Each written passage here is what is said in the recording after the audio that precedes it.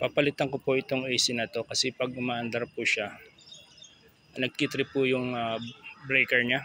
Baka may sabit na yung compressor niya. Ito po yung ipapalit ko, ito pong inverter na LG.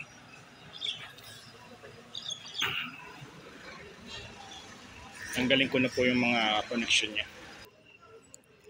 Ayan po, natanggal ko na yung connection ng pipe niya. Tanggalin ko naman yung indoor unit.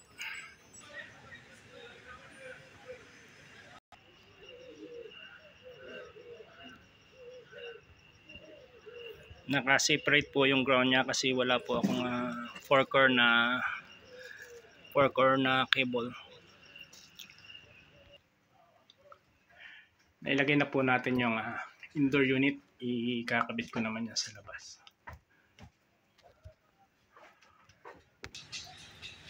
Ikukunik ko na po yung pipe niya. Hirap kasi walang katulong, akyat baba.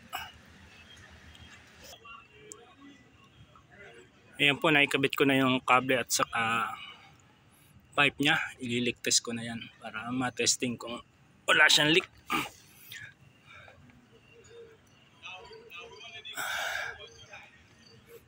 Bubuksan ko po rito para matesting kung may leak.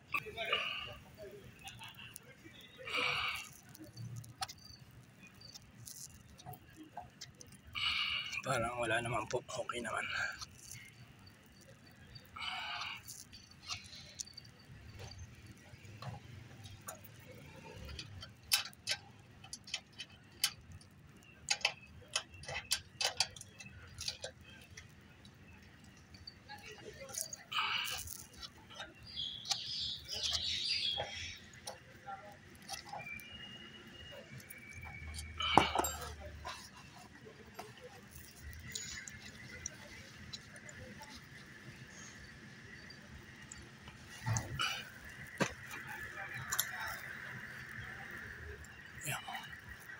Ano naman siyang leak.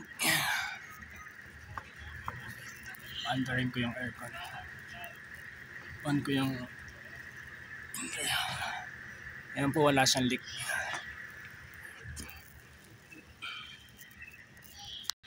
Dapat po kung anong color coding sa indoor, dapat ganito rin po sa labas. Ito po yung line, neutral, saka ito po yung communication cable.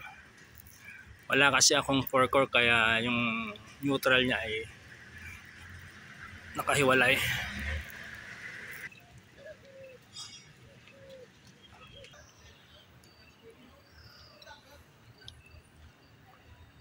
Ayan po, okay na siya.